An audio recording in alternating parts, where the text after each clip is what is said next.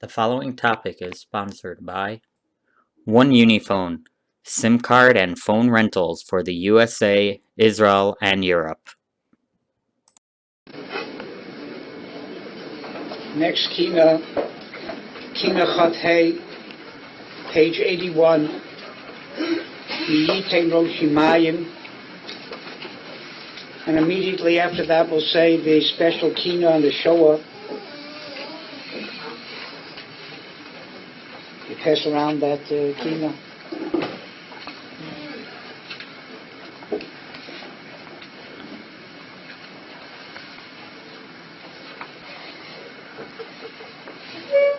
Torah Avram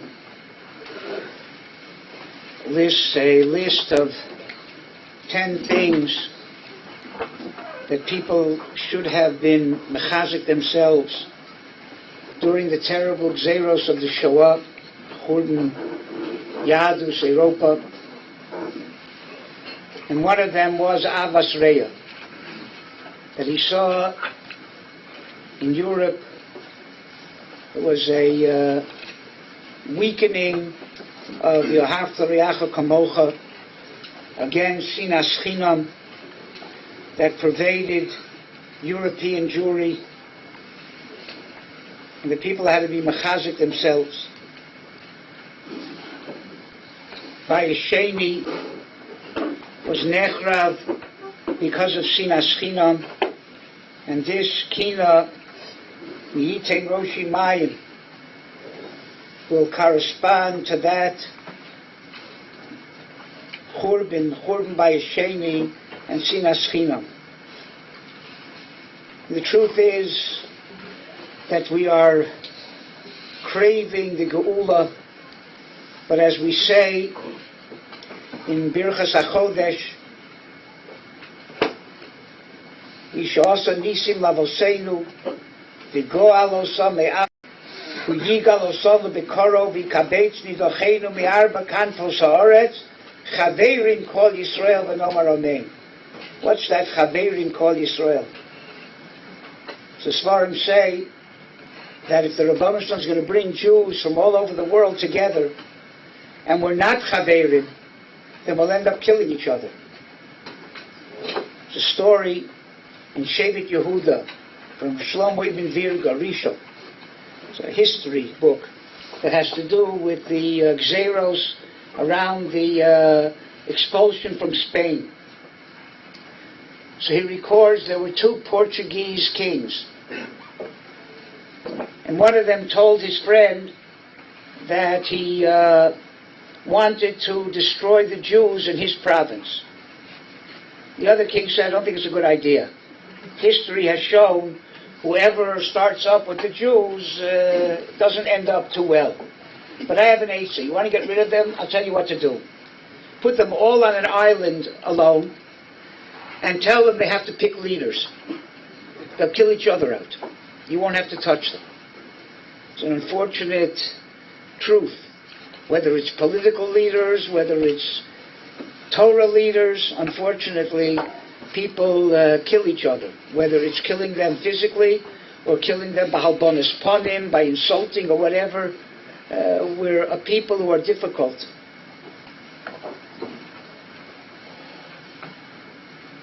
What is the mitzvah of Yohavta Reacha Kamocha? What is the Isra of Sinas Chinam?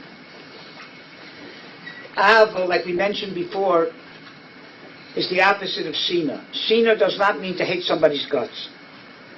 Sina means to feel a pirut, to feel a separation, like we said from Leah. And Ava is the opposite. Ava is to feel a kesher. And that's why the mitzvah of Yohavta Reacha Kamocha, according to some Rishonim, means that I should feel towards my Reya what I feel for myself. He's part of me. I should be happy with his hatzlacha as if it's my hatzlacha. Whatever he has, I should be happy with it because he's not someone else. As much as I'm happy with my things, he's part of me. And that's what it says, Yehi kavod chavercha chaviv alecha kishalach. Just as much as you want kavod for yourself, be happy if somebody else gets kavod too. Don't feel that it's on your cheshbon. Another pshat in V'yohavta Re'echa Kamocha, the Ksav the Kabbalah says, do for somebody else small things that you would expect people to do for you. You should feel for him, do for him what you would want people to do for you. You don't expect people to give you $1 million, but you do expect them to take out a little bit of their time and help you if you need their help. And that's why V'yohavta Re'echa Kamocha is a klal gadol b'Torah, because the Torah is only shalim when all Jews are united, because everyone has their chelik in Torah. And it's only when all the chalokim are together is the Torah complete. And therefore, Sina is the opposite. Sina is where you feel that someone else is separate from you. He's not part of you. The Orach Chaim HaKodesh says on the Pasuk, Lo sisna es achicha bilvavecha. It should have said, Lo sisna bilvavecha es achicha. It says, what does it mean, Lo sisna es achicha? As much as you don't feel he's achicha, as much as it's not mamish achicha, that's the issue of Lo sisna. If you detract from that achicha ki hu zeh, you're already over the Lo sisna.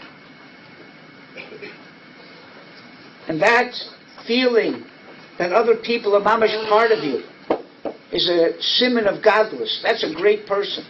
It says by Moshe Rabbeinu, Vayigdal Hayeled, and then it says Vayigdal Moshe. The Ramban says the first one was physically. Moshe grew up physically. And the second one was that he grew up, matured, became an Adam Gadol. What made him an Adam Gadol? Vayar, Vayetzi Alecha, Vayar B'Sivlosa. He went out and he felt the tsar of his other Yidden. Nosan Eino V'Libo Lios Meitzer Aleihim. Put his eyes and his heart to suffer along with them. They should feel mamish part of them. And for that you need eyes and a heart. You need eyes because if you don't really understand what a person needs and how to fulfill that need, you can harm a person by wanting to help him. But if you only have eyes and you understand intellectually what the person needs, but you don't have a heart, you may write studies on poverty, but you'll never give anybody tzedakah. So you need eyes and a heart.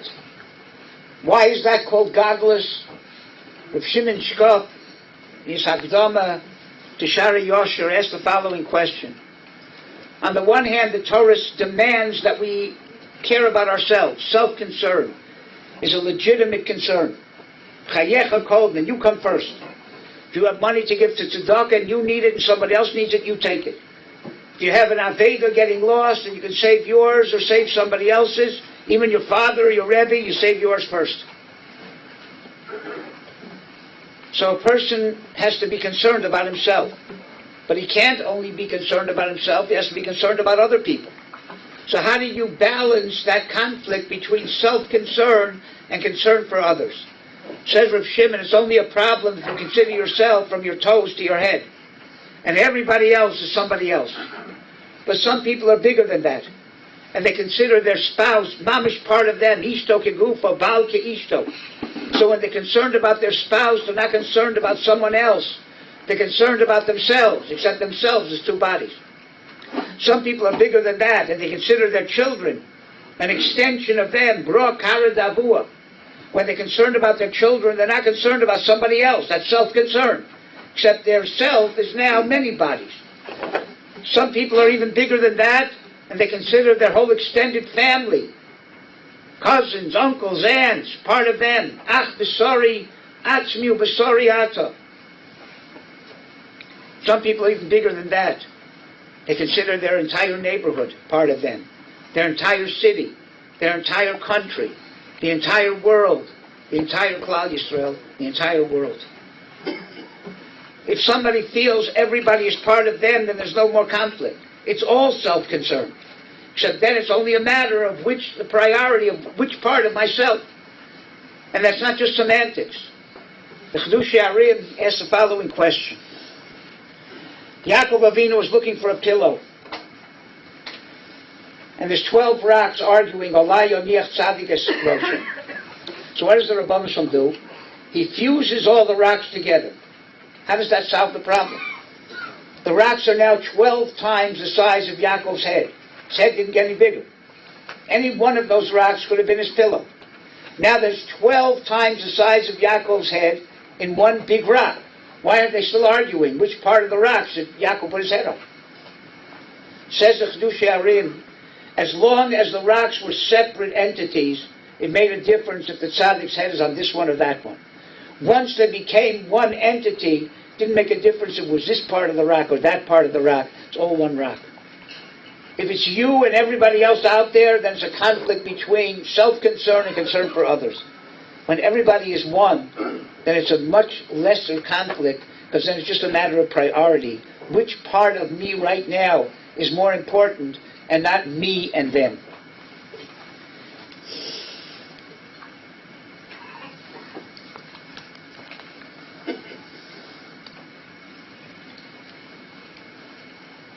That's why the Rambam holds that the Iker Sina is believed. The Rambam learns it's not even in your heart, only in your heart. If you go to somebody and say, I hate your guts, hit him, you're over other Isurim, but you're not over the Isur of Lo Sisna. Lo Sisna is only to keep it in your heart. One reason is because physically we're separate. It's only in your heart. The heart of Klal Yisrael is all one heart. It's all one neshama. So the Sina that is out in the open is not such a great thing, because anyway we're separated. But the Sina in the heart, that separates people more, because there we're connected. And if there's a pirut, it causes much more damage. Another reason is that if you hate somebody and you let them know, they can either apologize or they can give you an excuse. But if they don't know, you don't tell them, they have no chance of either apologizing or letting you know maybe you made a mistake. Another reason is that if you hate somebody in your heart, you don't let him know, then he thinks you're his friend. And he doesn't know how to protect himself from you, that he wouldn't say things or do things in front of you if he knew he was his enemy. But he thinks you're his friend, he's not careful not to do things that he wouldn't do in front of an enemy. They say that that's what David HaMelech said. Hashem li ba'ozroi, v'ani ere b'sonoi. Those people I know that hate me, I can take care of. But the Ozrai, the people who help me, who are really my enemies, they're a bonus, so I need your help with those kind of people. And also, the Iker Sina is in the heart, and if you don't ventilate it, you don't bring it out, you don't express it, it just festers and gets worse and worse.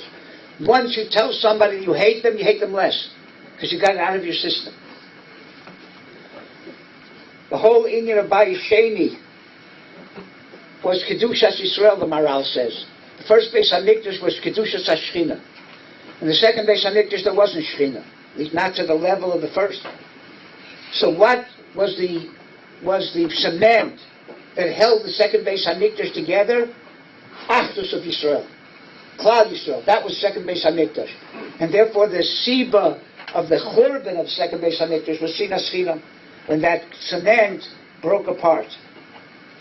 And that's what the Gemara says, Akamtso bar kamtso nechav Yerushalayim. So the Maharal asks, what did poor Kamtsa have to do with this? The guy had a friend named Kamtsa and an enemy named Bar Kamtsa. He sent a shliach to invite Kamtsa, his friend, to the party, and he made a mistake and he invited Bar Kamtsa. And from there the whole Maisa came. So why say a Kamtsa Bar Kamtsa? A Bar Kamtsa Nechav Yerushalayim. Kamtsa didn't do anything. He wasn't even get to the party even. Says the Maharal, the problem of Sinas Chinam is that people have cliques. They get friends in order to be against somebody else. That's the reason. Everybody has their little clique, right? Of people who are similar to them, and they hang around with these people in order to separate themselves from other people. So the fact there was a Kamsa who was this guy's friend, and Bedavka not Bar Kamsa, that in itself was part of the Churban. Part of the Churban was that people didn't feel a connection to everybody. They only felt a connection to people who were similar to them. That's why the Kotzker says that the Hasidah is a treifa bird. Even though it's called chasida, because it does chasidus im chavroseha. It does tremendous acts of kindness with its friends. Says the Kotzker, yeah, but it doesn't do it with anybody else but its friends. That's a treifa bird. People who only can feel connected to people like them. Everybody has their chug. Everybody has their miflaga. Right? If you're part of mine, then we're okay. If you're part of somebody else, then we're not okay. That says Rabbeinu Bachya Sinas Chinam.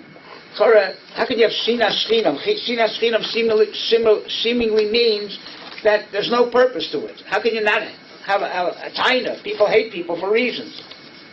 Now the idea is Rabbeinu Bachya says, I don't hate you for any reason. I just hate you, meaning I don't have a connection with you because you're different than me.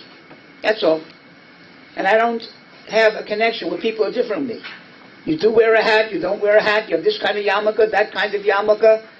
I don't feel to have a connection with you because you're not one of mine. That is sinas chinam. I don't have any tainas on you. I just don't feel any connection to you. And even though sinas rishoyim is mutter and a mitzvah, I was thinking maybe this is another meaning of sinas chinam. You're allowed to hate rishoyim, except who's a Rasha. So sometimes people feel anybody who's not like them is a Rasha. The Nitziv says, you don't wear the same yarmulke as me, or you don't daven the same nusach as me, or you don't have the same rabbonim as me, so Mistami or Apikoros. That's what the Nitziv said happened by Bayesheni. Said everybody was choshed that somebody who didn't do Avodas Hashem exactly like them was an Apikoros. Males a mitzvah to hate Apikoros. So they hated each other, and they ended up killing each other, and that was a sinas chinam. But there's rules. Who's considered a Rasha? First of all, it has to be something that the person knows the chumras ha'isur, and he does it anyway. And you gave him tochacha, and he didn't, take the tochacha. And your tochacha was real tochacha. Who said your tochacha was tochacha? Maybe throwing rocks at somebody and yelling Shabbos is not tochacha. Maybe that's not the kind of effective tochacha that's going to make a person change. And also, the person has to be a Rasha be'emes. There's no kap schus. You have to give the person a benefit of the doubt. Maybe he's not a Rasha. And the scene of a Rasha has to be to the Resha, not to the Rasha. Yitamu chatoyim. And therefore not Sina Gemura. Sina Gemura, Tosa says, means where you hate him personally. Not just you hate his rishus. Therefore, Tosa says that even though you saw a person do an Aveira, and you have a right to hate him, still, the Torah says, be kovish yetzer hara and help the soulmate. So Tosha says, where's the yetzer hara? It's a mitzvah to hate such a person. He says, no. Since you hate him, memela kamayim ponim al ponim, he hates you. Because you hate him. But now you hate him not just because he's a Rosh, you hate him because he hates you. That's a personal sina. That's already yetzer hara. That's already not, that's sina gemura. That's not the kind of sina that's mutter. So it could be that sinas china means that. You thought that you have a sina that is warranted. You hate this guy because he's a Rasha. But you don't follow according to all of the details of the halacha, what constitutes a Rasha that you're allowed to hate. So it comes out your sina was sinas china. It was for nothing. You thought it was a mitzvah and a chova. And in the end it turned out to be chinam, turned out to be totally baseless. Thinking that's what it says. The Birkas Haminim, B'yavne Tiknuha. When they made a bracha in Shmoneh Esrei to curse Rishoyim, the bracha was necessary. And it's part of Shmoneh Esrei. It's a bracha in Shmoneh Esrei. Who did they ask to compose that bracha? So the Gemara says they could only find one person fit to make that bracha, to compose it, was Shmuel HaKotten. Why Shmuel HaKotten? So many say the same idea. Shmuel HaKotten said in Pirkei Avos, Binfol Oydivcha al Tismach. He quoted a pasuk in Mishlei. So what was the big deal that Shmuel HaKotten could quote a pasuk in Mishlei? So they say that it wasn't that he just said it. He lived that pasuk. Binfol Oydivcha Shmuel HaKotten Omer. Shmuel HaKotten, with the whole fiber of his being, said Binfol Oydivcha al Tismach. And therefore only Shmuel HaKotten could make a bracha where there was no personal animosity. it was all kula l'shem shamayim. That sinas okay. But if there's any personal inyan, then already it's not. It's sinas china. Also, the Rabbi Yaakov Emden says on that Gemara that Birkas Haminim b'Yavne Tiknua. He says Yavne is Rashi Tevos. Yayin b'Somim near Havdalah. For what in the world does the Seder of Havdalah have to do with Birkas Haminim? I was thinking two ideas. One is that yes, there's a mitzvah to hate b'shoyim and to separate yourself from them. But that's not the first line of action. First, try to be mashpi on the person. Be mashpi on a person could be gogol l'gimo. Sit down, make a l'chaim with him. Sit down, drink some wine. Right? That's a good way of having a chibur with a person and trying to be mashpi on him. If that doesn't work, then besamim. Wine, you sit down and drink together. Besamim, you could pass it down to the other end of the table. So be marachik him a little bit, but try to be makaret him like besamim. If that doesn't work, then try the nair. Nair could be at the other end of the room completely. Be marachik, but still try. If after the yayin, besamim, and nair doesn't work, then havdalah, then separate yourself. Then there's birkas hamim. Another possibility is there are many ways to try to be mashpia on a person. Some people are mekuriv through emotion. Right? Dance with them, invite them to a Shabbaton, have a lot of ruach, and that's what turns them on to Yiddishkeit. Yayin, simcha. Some people aren't affected emotionally. So they need to be shown the aesthetics of Yiddishkeit. Invite them to a Shabbos meal, see how nice a Jewish family is, but how nice a Shabbos meal is. They're aesthetically attracted to Yiddishkeit. That's besamim. Some people are not attracted by emotion or by aesthetics. They're attracted by seichel. Sit down, learn a sugya, gemara, and they'll be inspired with the depth of what Yiddishkeit is. That's an air. Enlighten them. If you tried everything, you tried the emotional path, you tried the aesthetic path, you tried the intellectual path, and it doesn't work, then havdalah. Then that kind of person you have to separate yourself from. And that's why the Shaloh HaKadosh says that there are 14 letters in V'yohavta es Hashem Elokecha, even though there are more than 14. But he says the word es you take out, because that includes Talmidei Chachamim. Just like es Hashem Elokecha Tira, V'yohavta es Hashem Elokecha is also Marames on Avas Talmidei Chachamim. So without the word es, there's 14 letters. There's also 14 letters in V'yohavta l'Reacha Kamocha. Nice, there's only 13 letters, but Mistamba he means with the kolim. It's 14. Why over here yes and here not? Not sure. In any case, what's the 14? 14 is Yad. The Avas Hashem and Avas Hareya have to be like the Yad Yamin and Yad Shemol. The two hands that go together. You're not complete unless you have both hands. And that's why V'yohavta l'Reacha Kamocha is a mitzvah kolim. Because Dveikus B'Hashem comes from Dveikus in Klal Yisrael. Because if I don't feel another Jew, how can I feel the Rabbanu Shalom? Famous Maisa of a father had two sons. One was very matzliach, and the other was an umglik. He never could be matzliach at anything. And the brother who was unfortunate came to the successful brother to help him. And he refused to help him. Didn't want to help his brother at all. When it came time for the father to write his will, so he gave everything he had to the unfortunate son and nothing to the fortunate son. The son came and he said, I don't understand. I'm also your son. Why are you writing me out of your will? He said, Lamaisa, I'm the father of two children. I'm the father of that unfortunate son. If you don't consider yourself his brother, then I'm obviously not your father. So if you consider him your brother, then I'm your father. That's why it says, V'yohavta l'Reacha Kamocha ani Hashem. If you consider him your brother, then I'm your father. But if you don't consider him your brother and I'm his father, then obviously I can't be your father. It tells the Rosh Yeshiva says that's what it means. La'asos kirtzon ish va'ish. You should feel part of other people. You can't actually do whatever everybody wants. Because sometimes it's a contradiction. This one wants this wants the opposite. But at least you should want to do what somebody else wants. Somebody comes to you with a request, your first reaction should be, why not? Not why yes. And then if there's reason not, so there's reason not. But at least the first thing is, why not? Why shouldn't I do it? And that's why the Ohavta Reacha Kamocha Ava is generated by giving, by chesed. Because if I can focus in on something more than just me, I can feel somebody else's means. That's what Ava is. According to the Sefer Abris, there's a mitzvah to love even Goyim, not just Reacha, not the same level. And according to Reb Chaim Vital, there's a mitzvah to love all creations. Avos Abrios. What's the chomer of the Isser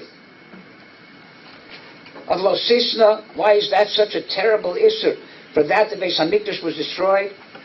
So the Droshas Haran, the Chafetz Chaim also say, because it's something that happens every second. Most Averas you can do in a certain time, and it doesn't go on always. But Lo Sisna Sachicha B'Vavecha, if you have Sina in your heart, it's an ongoing thing. It doesn't have any stop. And also, it brings to Ruach HaTum on your heart. And your heart affects your entire body. So if you have a Ruach Tum on your heart, right, it affects the entire body. And also it brings to a lot of Isurim. Sheker, Machlokes, Lashon Hara, Unas Dvorim, Halbonis Ponim, and sometimes the Ritzicha Mamish.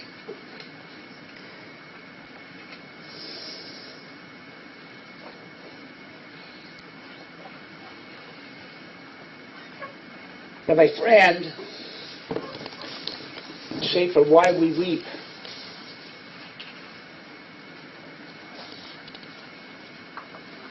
He says that he wanted to tell two stories in this drasha that he gave, and people warned him that he shouldn't mention them. First story took place during the 1940s when Rav Zev Gold visited my Rosh Hashiva of Yaakov Yitzchak Halevi Ruderman Zatzal. Rabbi Gold was the head of the World Mizrahi. One night, Rabbi Gold gave a speech to a group of Mizrahi members who were not Shomer Torah mitzvahs. When he finished, they asked him why he was staying with Rabbi Ruderman, who was not affiliated with Mizrahi. He told them there are 613 mitzvahs in the Torah. With Rabbi Ruderman, I only have Chilukei Deos about one of those mitzvahs. With you people, I disagree on dozens and dozens of mitzvahs. Isn't that a special story? Rabbi Fran said, you can agree with someone about 612 mitzvahs, 610 mitzvahs, 600 mitzvahs. But basically you agree with that person. So why do we let the things that separate us be the ikr when you can argue? On the other hand, you see that there's so much that we have in common. The second story is about Rav Yosef Chaim Sonnenfeld and Rav Kook, who had profound differences of opinion, to say the least, but nevertheless traveled together to the kibbutzim and moshavot in Eretz Israel to try to influence the irreligious people. Despite the intensity, this is from Ish HaLachoma, despite the intensity of the clash between Rav Yosef Chaim and Rav Kook, the dispute never invaded the personal realm, and each demonstrated high regard for the other. Even at the height of the dispute, whenever the two would meet at a bris or a wedding, they would engage in friendly conversation, taking no pains to hide their mutual esteem. But when I told people that I was planning to include these stories in my drasha, they warned me to desist. Why? Because people will take the wrong message. They'll decide that Rav Ruderman wasn't anti-Mizrahi enough for hosting Rav Gold. And it's just wrong to tell any story involving Rav Kook.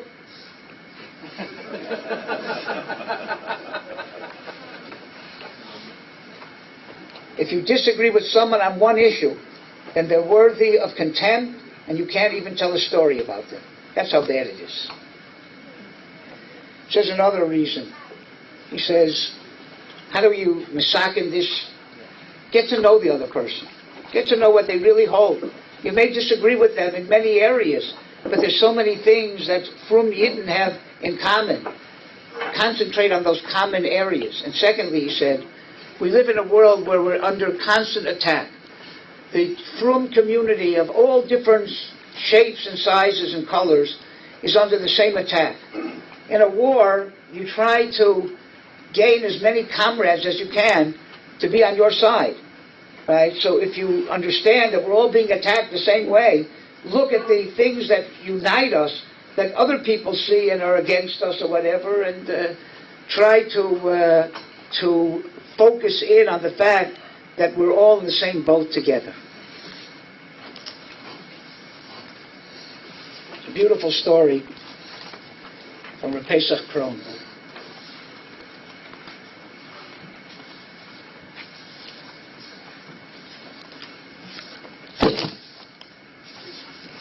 A similar one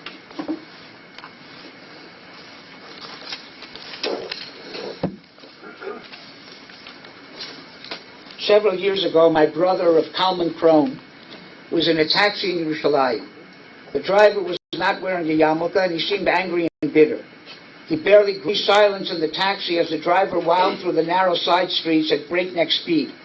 Finally, my brother broke the silence and said in Hebrew, "Anachnu achim," we are brothers. The incensed driver responded angrily, "Anachnu lo achim. Ata dati v'ani lo dati." My brother turned to the driver and said softly, "My Rebbe taught me that those who are dati and those who are not dati are brothers." The driver looked sideways at my brother and asked disdainfully, "Who's your Rebbe?" My brother replied delicately, "Adolf Hitler." The driver whirled to face my brother as his mouth drooped open. He actually lost control of the car for an instant as it swerved toward a parked car before he regained control. For a long moment he was quiet. Then he pulled over and stopped the car. He turned to my brother and said, "You're 1 in a million." "No," my brother replied, taking the driver's hand, "we are 2 in a million, because achim anachnu." It's a similar story.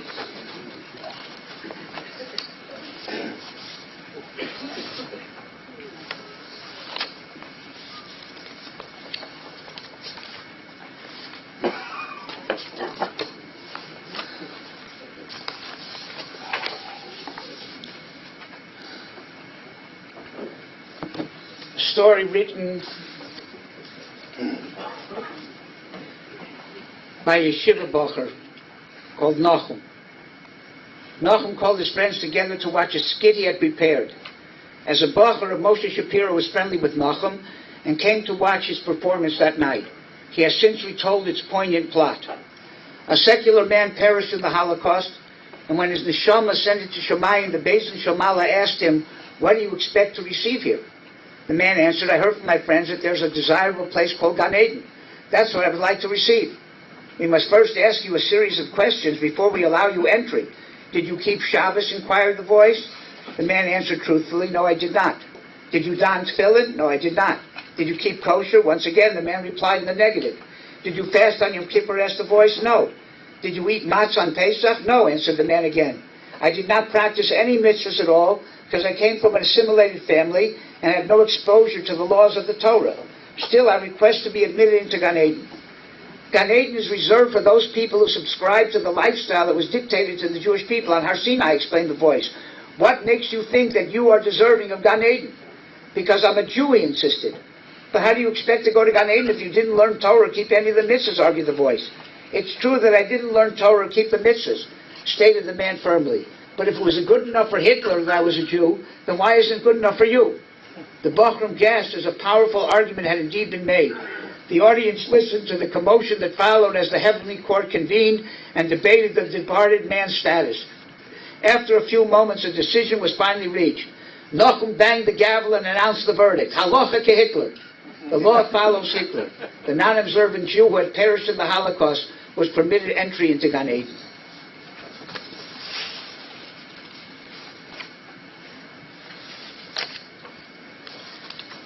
One more Maisa.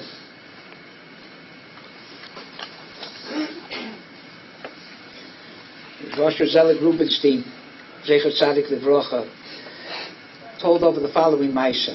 A secular Israeli university professor was waiting to board a flight in Rome airport. Sitting nearby was a religious Jew whose face seemed vaguely familiar. After searching his memory, the professor finally realized who he was. The scholarly-looking bearded gentleman was none other than Rav Yosef Shlomo Kahaneman, the famed Ponevezh HaRav. The professor recognized him from his picture, which was often featured in the secular newspapers because of his prominent role in Israeli politics. Reflect on the encounter the secular professor admitted in his memoir they had seen the Ponevezher Rav in Israel. He would never have contemplated approaching him and would have simply walked the other way. But there in Rome, so far away from home, it was reassuring to see a fellow Jew. The professor approached the Ponevezher Rav, extended his hand and greeted him with Shalom Aleichem. Shaking the stranger's hand, the Rav looked questioningly at the bareheaded man standing in front of him and asked, "Are you Jewish?" When the professor nodded his head in the affirmative, the Ponevezher Rav wrapped his arms around him and hugged him warmly. Completely estranged from Judaism, the professor felt uncomfortable at the thought that a personage such as holy as the Ponevezher Rav had deemed him worthy of his embrace. In HaRav Yodea Esa Posheani Lo Haya Mechabek Menashekosi. After hearing those words, the Rav embraced him a second time and said, "Im Hayisi Odea Eicha Kodesh Baruch Hu Ohel Wosk Afilu Shata Posheya Lo Hayisu Posheya Kol Kach." If you only knew how much Hashem loves you despite the fact that you're a sinner, you wouldn't sin so much. When the professor recorded this story, he wrote, "I can't say that after this story I became a Baal Tshuva, but I did begin to put more thought into my life, and I tried to start improving my ways." So in Yus Hashem, if we work, one last nice here, Marshall. HaRav Tzaddik Rav Shmelka in Nikolsburg. An Oni who uses only klicheres. So he makes distinctions between broken klicheres, good klicheres, or whatever. A big kli is better than a small kli, or whatever. An usher who uses gold and silver, when it comes to klicheres, he doesn't make any distinctions. He says if one would see the usher, right, with a room full of klicheres, right, he'll make a bittul. They're all nothing to him. Kach Omer of Shmelka. Gam anu modidim esatzmeinu b'chilukei dargos. Everybody, this one's greater, this one's lesser, whatever. This one knows more, knows less. Zet tzadik gadol, zet pachos malasom.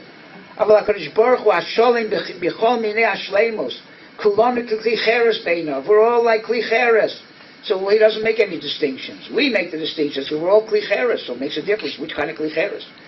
But by the Rabban Shalom, he is an usher who has only gold and silver. When he looks at klicheres, doesn't make any distinctions. Mishum kach nemra v'yahavta recha kamocha ani Hashem. Mikivan shani Hashem. B'kulam shavim be'enai. L'chein atah mitzuva l'kayim v'yahavta recha kamocha l'lo kol hevdel. If we work on that, it's easy to say on Tisha B'Av, but during the year it's very difficult. If we work on this idea of feeling the things we have in common with other Jews, and emphasizing them. There can be chilukei deos, there can be differences, and musar, and tochacha, and HaRav. That's all part of the shalom. But that doesn't take away from the things we have in common. Feel a commonality, even though you have areas that you have to make chilukim or whatever, make the ikr, the fact that we're all in the same boat. We're all attacked by the world as frum Jews, and as Jews in general. And that should make it enough to have a connection, to feel that connection, and that in itself takes away the sinas kina. So we'll say these two kinnos now.